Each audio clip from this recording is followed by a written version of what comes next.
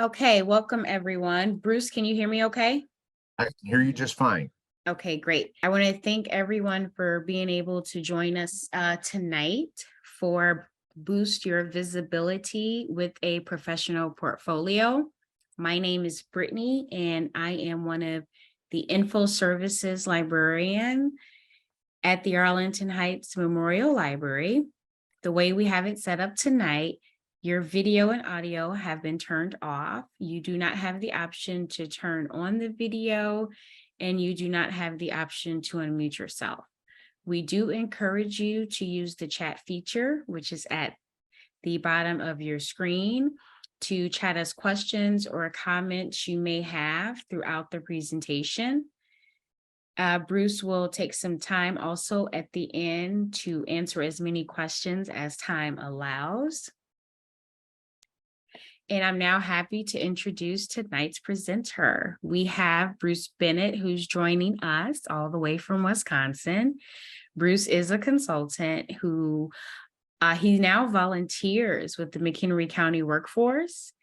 And he also does some resume writing for the Arlington Heights Library. So if you do need a resume review, you can schedule a one-on-one appointment with Bruce. And with that, I'm going to turn it over to Bruce, and I'm sure Bruce is going to talk about his experience as well. Thank you, Brittany. Yeah, it's a long career filled with a lot of different accolades that I've received through time. And part of the aspect of job search or doing any kind of professional portfolio is really kind of a history record keeping of those different moments throughout your career that have had some impact. And so what we'll go through tonight is kind of just some general ideas of the portfolio, what it is, what you can do with it and such. And everybody has stuff that they can put into it. And we'll go into greater detail about some of the individual things. And then I'll be sharing several examples from the portfolio that I created a few years ago when I was actively engaged in job search. It's been a while, but still some of that information is relevant today. So welcome to Boost Your Visibility with a Professional Portfolio, brought to you by the Arlington Heights Memorial Library and myself, Bruce Bennett. So just a little bit more of an introduction about myself. I do the resume and LinkedIn reviews for the Arlington Heights Library. And I am a volunteer at the McHenry County Workforce Network, and more recently in the last few years, a contractor. I do a regular monthly series on the Internet Job Seeker. So if you're using the internet to find a job, maybe some of those programs are good for you. I do a blog, and I do these presentations at other job clubs and other libraries as well. And a couple of years ago, one of my good buddies, Bruce Bixler, we talked about collaborating in different workshops, which we did, but then it's like, hey, maybe we should start a podcast. So we created the B Squared Discuss LinkedIn podcast that's available on your favorite podcast provider. We'll talk about a LinkedIn element for 10, 15 minutes and kick that around and such. So just some general notes for today. My contact info is on the last slide. This presentation will be available, and as Brittany mentioned, it's going to be actually recorded. So you might see this at a later date. And if you have questions, please populate them in the chat box, and I'll try to address them as we go along. Now, outline for tonight is really kind of like we're going to talk about the 5 W's, the what, who, where, when, and why, plus the how you do it. And we're going to go through different elements for compiling a portfolio. And I'll share several sample documents with you. I think the main goal in going through the program tonight is really to give you a better sense an understanding of how much you've accomplished. When you start reflecting and digging into your archives of different things that you've received or have been shared with you throughout your career, it's really an important time to stop back and think. It's like, wow, I've been more impactful than ever before, or even stop to really realize. If I can draw a cinema reference, I think this is kind of like George Bailey and It's a Wonderful Life. At the end of the movie, he realizes how impactful he's really been when he really didn't think he was doing that much. So now, when you've compiled a portfolio, it can be a tool in your job search arsenal, just like a resume or a LinkedIn profile or a new suit. A portfolio can really help empower you during the interview. Again, it's kind of a reflection of all the different activity throughout your career that you might have accumulated. And it really does give you a sense of more confidence. And of course, it gives you a chance to really express yourself more eloquently when you've looked at these documents or photos or work examples and stuff. And it does give you confidence. And of course, here, again, it's a interactive program. So if you have an experience or want to ask a question, we'll have plenty of time, I think. So, of course, I got to talk about the library. I do visit a number of libraries in many states, actually. And I got to say, Arlington Heights is one of my favorites. It's a great structure, great staff, and it's very interactive. They usually have a nice display right there in the main lobby, very topical, and it's quite elaborate. But this is a hyperlink up here to the website, and you can easily go there and find things. Now, of course, I'm looking for my pointer, and I don't see it on the, oh, here, maybe I got to do the more. My toolbar, not quite.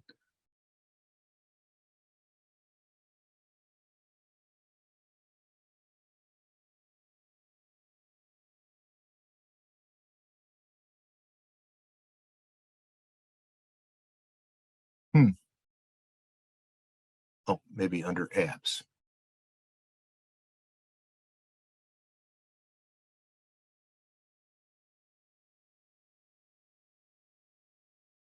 Well, I've been thrown a curveball. Usually I have a little highlighter that I can reference. I guess we'll just have to go with the pointer because I'm not seeing it at all. So Wait, this looks old. Are you on our website? no, this is a slide. And I didn't necessarily capture something today or in the last week or two, but this is should be a hyperlink to the right page. Oh, Actually, you know what? No. So if you click down, you just scroll down, it's actually just the landing. So it's going to continuous. Yeah, it's here. You just have to scroll down.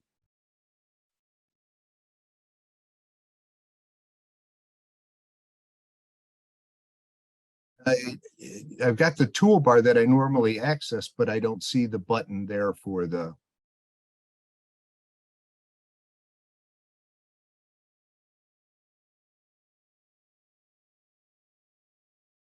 That's okay. Just follow the mouse, I guess. So, but as you go through these different screens that I've gone through, there is a lot of opportunity for help. You can request an appointment, and when you click on that link, it brings you to this page, and there is a select your service consultation subject. And of course, there's all of these different areas that you can ask about. A resume review and a LinkedIn profile are the two main things I'm kind of focused on tonight and stuff. Okay. So what is a portfolio? It is basically a case for carrying loose papers. It can also be a collection of stocks and securities, your stocks and bonds. That could be a portfolio. But for our purposes tonight, it's really an organized presentation of an individual's education, work examples, photos, and skills, etc., etc., etc. So it can be a lot of different things, but this is what we're focused on tonight. Now, who can use a portfolio? And of course, most people would think of a stockbroker and stuff, but anyone can use a portfolio. Whether you're a business development or salesperson, they'll usually have any number of different programs or presentations, or maybe even binders that have the features and benefits of the products they're selling. Customer service representatives will have a portfolio of different options they might have, especially if somebody has a situation that they need to escalate to a higher level, kind of a branch tree. A retail associate is going to have a certain amount of a portfolio. Tradesmen and construction workers. A lot of tradesmen, especially if you go on the internet today, a lot of landscapers will have photos of different before and after scenes of yard work that they've done, or brickwork, like the paving brick patio type thing and stuff. So a lot of people have portfolios. Even a recent graduate from college can have a portfolio, might have their transcripts in it, and a couple of other items. IT professional. So there's really anyone can have a portfolio. Now, where do you use your portfolio? You can use it during like a sales call if you're a salesperson. For my thought process, it's really another tool for the interview process. You can use it to illustrate your organizational skills, or maybe you have another skill that you want to highlight and you have a couple of work examples in your portfolio. And how do you pull it out? Well, sometimes during an interview, they'll say, what is your greatest strength? And you say, oh, well, organization is one of my great skills. And here's a little portfolio I've compiled to kind of illustrate that. So it's a perfect lead in to pull it out and show it. And again, that's something that can really showcase your talents or expertise, industry knowledge.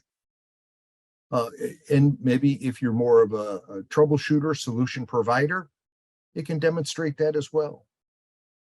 And of course, it's not just for the interview process. It can be for a casual meetings. Maybe you're seeking an informational interview with somebody who's in an organization you're trying to get in.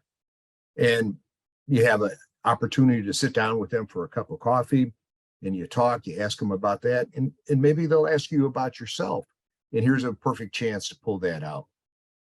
Another good use of a portfolio is networking events. Again, being able to tout your skills and experience at the drop of a hat. And a lot of times, if you're carrying a binder, it's an instant door opener, so to speak, or conversation opener. Now, how do you create a portfolio? This, first off, is really deciding how you want to format it to showcase your achievements. And sometimes you can go two routes, either a hard copy or a virtual format that might be online. In the past, I've used a presentation folder that you can actually literally flip through the pages, but a 3-ring binder would work, or even the little paper notebook that just has a few pieces of paper in it will suffice. It just depends upon how much material you have. Virtually, you can create a portfolio in Google Docs, or SlideShare is another option. You can create a blog, and this particular link would take you to my blog, which shows several different pages, a lot of posts about job search topics and such. And then if you don't have a blog, you can take a dedicated website.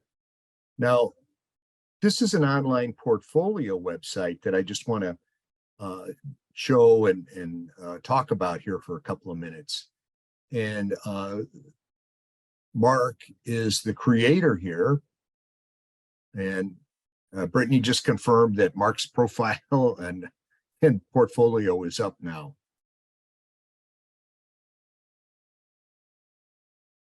So he actually uses Wix, and he's got a nice little bio here. And I absolutely love the way he starts off. When I was a child, I visited Disney World while on vacation with my family, and he was behind the scenes, and he got to see animation at work, and he was totally amazed. So he ended up in becoming a graphic artist when he grew up, so to speak. So again, who would have figured that Walt and his mouse had a really huge impact on this guy's career? So Mark compiled a lot of the different work that he's done online. So he has an About Me section, but just to showcase some of the digital stuff that he's done, it's easy to see that he's put together a number of different things. Here's some marketing stuff about McKnight's. There's actually a lot more here as well. And one of the things too that he's done is volunteer work as well. And so I know he was working with a local school and doing some of the design work for their sets. And I think this was for Beauty and the Beast, but I can't remember for sure. But again, yeah, there it is. So we did all of this. And so this is kind of showcasing his talents. Mark and I have known each other for a little over a year. And actually, I was going to incorporate him into this presentation, and there was going to be a follow-up session. But, you know, his portfolio did so well. Somebody made him an offer he couldn't refuse, and he's really busy now. So unfortunately, it's our loss, but his gain. And it just goes to show how a portfolio can be so instrumental in career advancement and getting your name out there. Okay. Now, how you create a portfolio is I like to think of a big picture that is made up of smaller images, so kind of like a collage, if you will. You know, some of the things that can go into a portfolio are work samples, whether they're a Word document or maybe an Excel spreadsheet or PowerPoint, or maybe you're more in the accounting and you use a lot of QuickBooks, or maybe you use an obscure accounting software called Macola. It's still out there, believe it or not. One thing you can take are copies of your reviews. You may not necessarily want the whole review, but you know, some highlighted pages or points, talking points from a supervisor or manager can be a great introduction to you know, a portfolio. And of course, any kind of creative work, you know, like Mark has some digital imaging. He also has some marketing stuff in there. Features and benefits, sales sheets, or flyers, as the case may be. And of course, one of the things that people often overlook is the volunteer experience that they accumulate. I've got another presentation that I talk about volunteerism, and it's amazing, absolutely astounding, actually, how much time um, volunteers give of themselves. We're talking millions, if not billions of hours every year. It's really amazing. So sometimes even having that as a demonstration of your ability to work on a team or maybe a celebrated cause. Sometimes even a handwritten note can be a part of the portfolio where someone's expressly thanked you for your efforts at resolving a situation or, taking the time to explain the features of a particular product that you were selling them. And of course, every day we go through life, there's always a photo opportunity just around the corner. So all of those things do add up. So what I always recommend is to assemble the originals, all of these different work examples. And you really have two options. One is to include the originals in your portfolio, or really to scan the originals and make copies. And I think that's a better idea, mainly because the originals could get torn depending upon whether you use them, put them in sheet protectors and such. Another big question that comes up a lot of times is, well, I shared the portfolio with the hiring manager and he or she wanted to keep it for a couple of days. And it's like, well, that's a slippery slope. Number one, if they have your originals and they keep it and don't give it back, you're out of luck. So that's why having a portfolio that has copies and you have your original back at home is a safe bet. And again, you can either hole punch things or use sheet protectors. I've always used sheet protectors to kind of protect the originals or even the copies that I've made. You can even use dividers to separate different categories of the materials. Maybe you've got PowerPoint presentation examples, and maybe you have Excel spreadsheet or Word documents or marketing. Maybe redefine the different sections, resume, cover letters, target companies, what you can include in a portfolio is varied so much. It really depends upon the individual. And some of these items everybody's going to have, but some no one is going to have. When we get down to page 2, you'll see what I'm saying. But you could have first page as a master resume. You probably are customizing your resume as you apply to different jobs, but you do have one that's probably well-rounded enough to apply for any of those particular positions in your area of expertise. And of course, having the customized resume for a specific interview would be helpful. And of course, examples of cover letters, whether you've got a half page that talks about some of your traits, or maybe one that has some bullet points, or maybe even a different cover letter that use a comparative style where you list their requirements on one side of a column, and on the appropriate side on the next column is your experience and such. You can even have like a career summary spelled out, kind of like the about section on a LinkedIn profile. You could even have some goals listed, or maybe even a mission statement. If you're concerned with climate change, and maybe your mission statement is to provide a bigger impact on your own personal space in providing less of a carbon footprint. And that's part of your mission statement, is to work for a firm that aligns with that mission.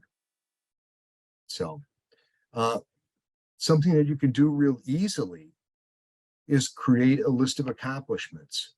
Could be a list of all the different places that have benefited from your volunteer time, whether it's the local church, the Kiwanis, the Lions, maybe even the local government, or maybe you've even volunteered at the local library. Many people do. But it's really a case of listing some of the features and benefits that you bring to the table that an employer can quickly see. You know, if you've gotten different research published, or any kind of patents, or any kind of reports that you've designed and written, can be helpful to provide that in a portfolio. Now, photos, there's always a photo op around every corner.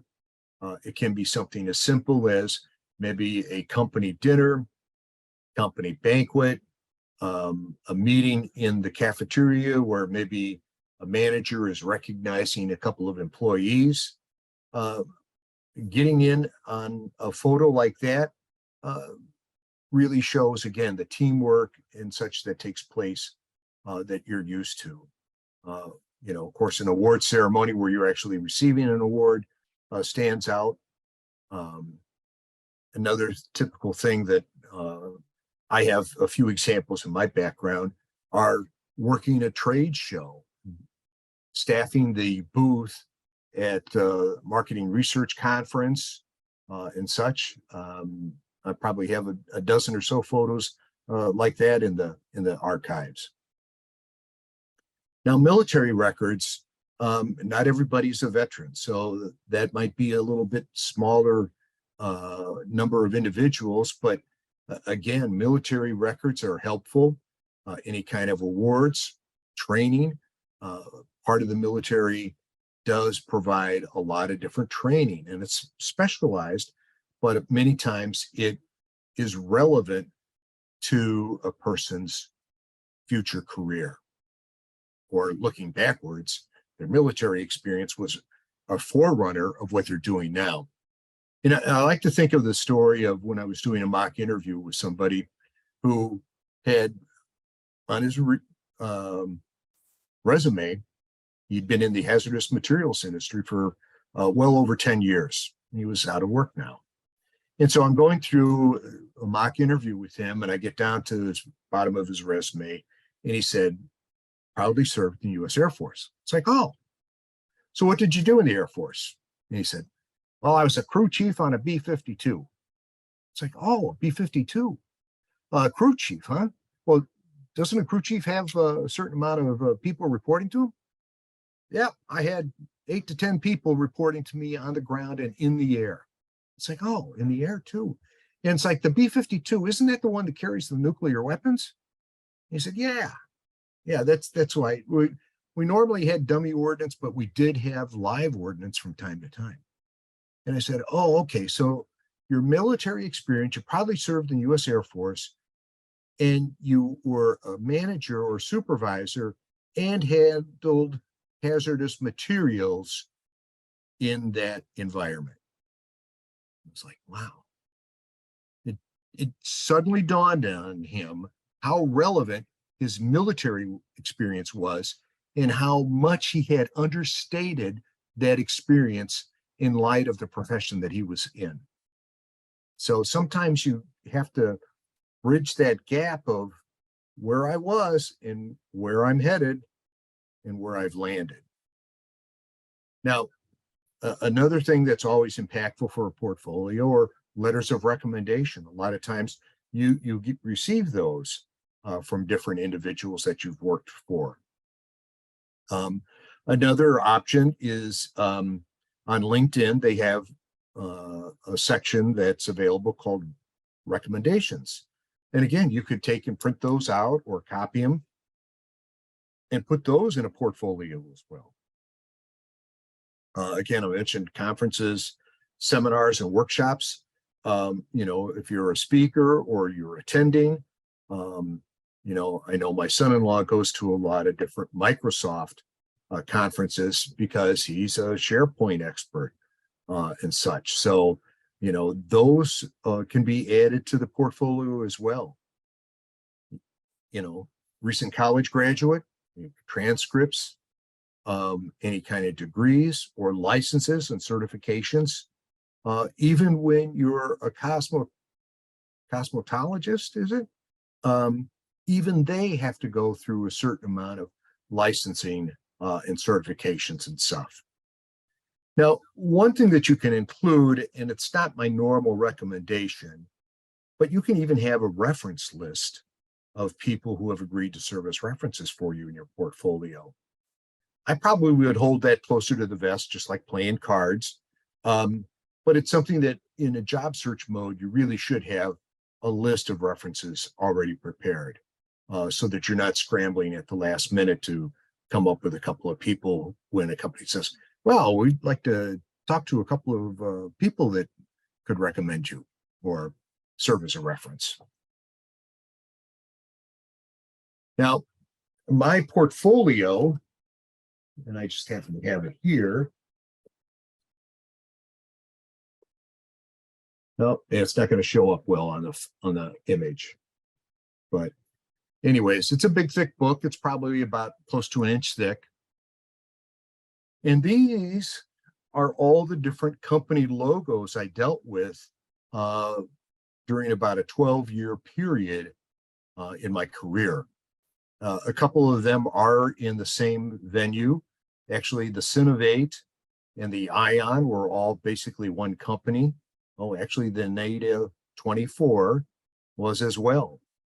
So this is how I actually presented my portfolio page. And a lot of times when I actually walked into an interview and I've got Bruce Bennett's portfolio visible under my arm with my notebook, I'm usually asked about it. I don't have to wait for an intro from them. But here's an example of some of the material that's in here. Again, you can see it's a spiral bound notebook. It's a presentation thing that will stand on its own and I can just flip through pages. And here you can see this was a preparation for an interview that I had with Lodestar Research. And basically it was my concept of a 90-day plan if they hired me and such. And you can see down here that there's a CRM reports tab. So there are different sections throughout the portfolio. And here I had the first 30 days. I had another page of the first 60 days and then the first 90 days overview. So one of the other things that I compiled is a training manual. And this was for a customer satisfaction program that Synovate created. It was a customer satisfaction program that dealt with the National Automobile Dealers Association, so that when one of their members who had signed up for this service, their customer could be called within 24 hours of that sales or service event and actually get feedback almost instantaneously to the dealer. And so we created this great product, didn't have any kind of training manual. So this is something that I created on my own without a request or, without on my own initiative. So, it was a really big report. It was website reporting, and there was a lot of stuff there. And so I created this document so it would be easy to sell the service to an automobile dealer, to their staff. But then how do they access the reports? How do they understand it? And sure, you can go through a training exercise with them, like a webinar, which I would do. But then what do they have as a reference point? So I really created this to help them understand what you do with the report. And of course, this was pretty far advanced. This was in around 2005. When they did the surveys with people, people could actually leave a voice message for the dealer. Those could be very impactful. And sometimes they were positive and sometimes they were not so positive. But the dealer got to hear from the customer in their own voice. So this was a great example of some documentation that I designed and created and implemented to help the product along. Now, of course, I referenced going to different seminars and stuff. Here's an oldie goldie core management of the D&B leadership series, certificate of training. So, when I worked at Nielsen Media Research, there usually was a lot of training. Almost every year there was something, whether it was HR or some new technology that we were starting to use and incorporate into the TV ratings, so to speak. There was always something. And a lot of times I was called upon to go to other cities to help the new manager get started and help him or her with some of the documentation and just some of the priorities that they would have to do and such. When I worked at Staples, I got Associate of the Month a few times. Well, I saved one of the documents and was smart enough to Xerox copy it and such, or scan it in and have a created image. But all of these different things demonstrate some of my capabilities and some of my expertise. Now, I mentioned earlier about having the letters of reference. And of course, here is a recommendation on my LinkedIn profile. And this is somebody that I met late last year and have kind of helped along with their job search. Sometimes it can be quite trying to all of a sudden find yourself searching for a job. And just yesterday, or actually this morning, I learned that one of my good buddies, after being at a firm for 22 years, was a reduction in workforce yesterday. And so after 22 years, I'm pretty sure he's shell-shocked at being forced to look for a new job, because it's changed a lot since he last had to look for a job. But this is a good, again, if I was going to start beating the streets to find more training opportunities on LinkedIn, this would be one of those things that I would include in my portfolio. Here's another Staples thing where a customer actually called the office of the president, and my boss handed this over to me and such. Demonstration of how customer service oriented I am and such. I always have been, probably always will be. Here's another example of something I compiled, a business plan. I had a great manager at Synovate. He left, and about a year later, when all the documents that he had to sign off on, he could hire away from the company. I joined him at his new firm and headed up this Interview Insights, which was a online interviewing application. And it was really starting from the ground up.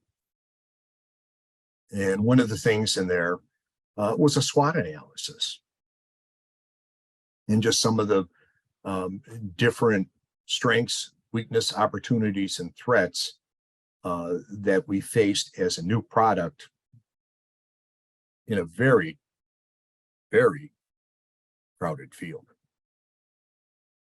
Right here, number one threat, many players in the screening market. So this was like to replace that. This service was really to kind of replace that phone screen application. I mentioned serving the local community. Here I'd been on the D&G Development and Governmental Committee for several years. I also served as a trustee. I actually have a plaque, I think, buried someplace in the basement for my service for over a decade to the village. But again, it shows commitment. All of these little pieces of the puzzle really do form a collage of customer service, dedication, responsibility, if you will. And again, of course, right here is the Synovate recognition of 5 years at the company and such. And then, of course, I talked about volunteering. Here's a certificate of appreciation from the Crystal Lake Public Library. I helped kind of facilitate the job club that was there. Also did several different presentations and such. And aside from that, there was also a letter that I would occasionally get after doing a presentation and such. So now this is from the Career Stimulus Program, and this is a flyer. And I have to admit that I thought this was gone, but I was ecstatic when I looked in my file of accomplishments and found this. This was a after hours presentation. It was in the evening. And basically it was Bruce Bixler, Harry Resnick, and myself. And we really talked about what's new in social media. And it was a 2-hour panel discussion. We'd field questions and such. It was probably about 60 people in attendance. It was really a great event. And it was titled Two Bruces and a Harry. So it's one of my favorite things that I've done in the recent past. And I talked about photos. Here's one that somebody captured of me doing a presentation at the McHenry County Workforce and such. And then again, I talked about volunteer. Here's an experience that we shared. I and several other local people in the village were working on a restoration project for the Pioneer Fen and Dutch Creek, which partially ran through our village. And we were clearing out a lot of scrub brush and invasive species of different things. And we found this old hay rake buried up to the axle. And the 5 of us took the time to dig it out and such. So it was just, after all of that work, somebody ended up snapping a photo and I had a copy of it. So again, demonstrating teamwork. How to create an online portfolio. There's different ways to going about it. Whether you start a blog with WordPress, but my suggestion would be just go to YouTube and search for portfolios, how to create, and you'll get some ideas. And primarily, mostly what I've talked about has been in the area of, a printed material, other than the website that I shared with you that Mark had designed and created and loaded a lot of his stuff onto. Now, here are some reference links. This is from the Illinois WorkNet. Here's a YouTube. This is a pretty decent overall website that really talks about work portfolio ideas and layout. And it's a pretty long list. I would actually blow it up more to be able to see it. Let's go back. That's not what I meant to do.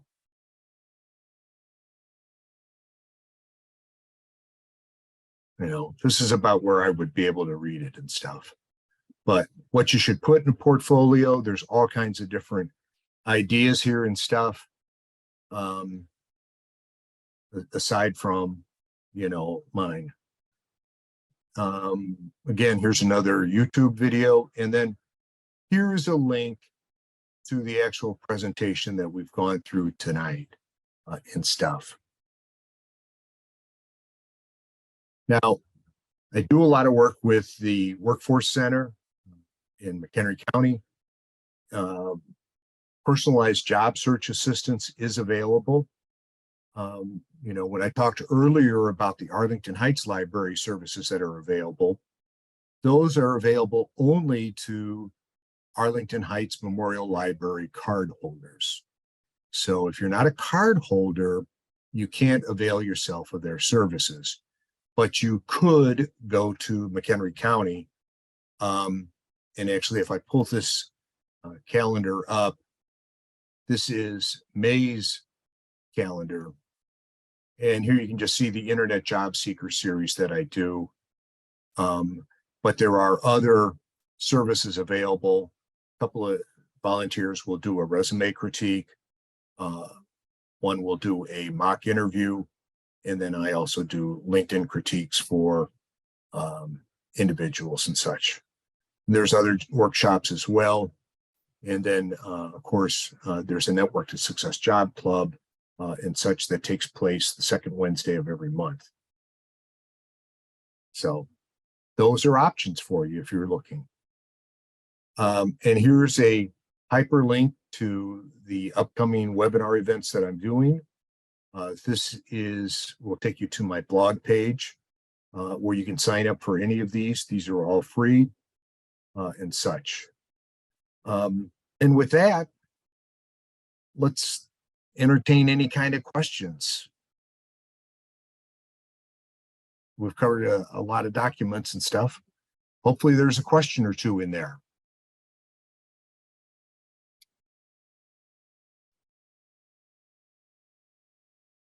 Bruce.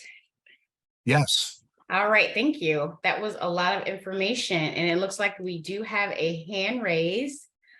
Let's see.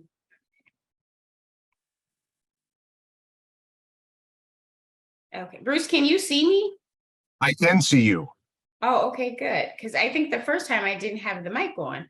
All right, I am going to allow Nancy to talk. Thank you, Nancy, for raising your hand. Hi, thank you. Thanks, Bruce, for this presentation. It's been very helpful. Assuming you can hear me. I can hear you just fine. Awesome. My question is, when we're giving letters of like references, how far back are they really acceptable? Like, let's say they're from 2010. Is that too far back? Is there a rule? I don't think so. Now, if you go by the standard resume timeline, so to speak, they don't recommend going more than 15 years. Some would even say 10. A letter of reference, though, is a little bit different. The first thing I would question or ask is that commenting on a skill that is still relevant and you're using today. If so, I think even going back 20 years would be okay. Okay. Great. Thank you. And again, it may not have come out quite right, but a lot of the documents that I shared with you are dated, because I haven't been in a job search mode in almost 10 years. So, but they were a good source of information. And again, one of the things that it should be a driver is really to help you recognize how much of an impact you've had. Sure. Okay. Great. Thank you. Appreciate that. Yeah, the George Bailey thing, and hopefully you've seen It's a Wonderful Life. You get it. I can't imagine anybody not have seen that movie, but it really is a case of somebody doubting that they've had an impact, and Clarence the Angel shakes his wings and makes it possible for George to see how life would have been without him. And it was a stark contrast, and he's literally crying. He wants to go back to being alive. So any other questions?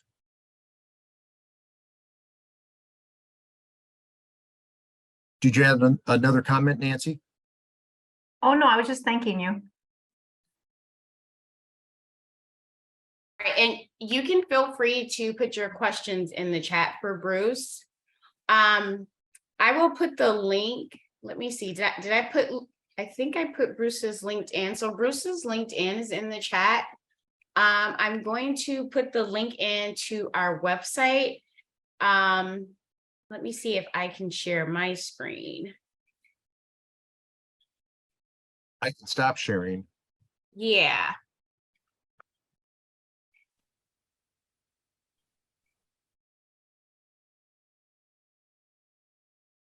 Yeah, we're on Can you your see my screen. screen? Yes. Okay, good. Okay, so if you go under services and there's a tab, specialties, and down below that is job and careers. So Bruce definitely pointed out some great resources. We do have one that is free that is near us, and that is Illinois WorkNet. That's an American Job Center, and they're located in Wheeling, so they are not that far. But there's also some great resources that are built into this page. And I know Bruce mentioned this earlier, but if you are interested in meeting with Bruce, he does do resume and LinkedIn profile reviews for us. And you can find that it's probably midway on the Jobs and Careers webpage. And I think you talked about this a little earlier, Bruce, but I just wanted to show them again where it is on the webpage. So you would just click on the link to schedule an appointment. And then the consultation subject would be resume review or LinkedIn profile reviews. And I'll stop sharing. And Bruce, it looks like we might, okay, Bruce put the link to the presentation. Thank you for doing that, Bruce. Sure, my pleasure.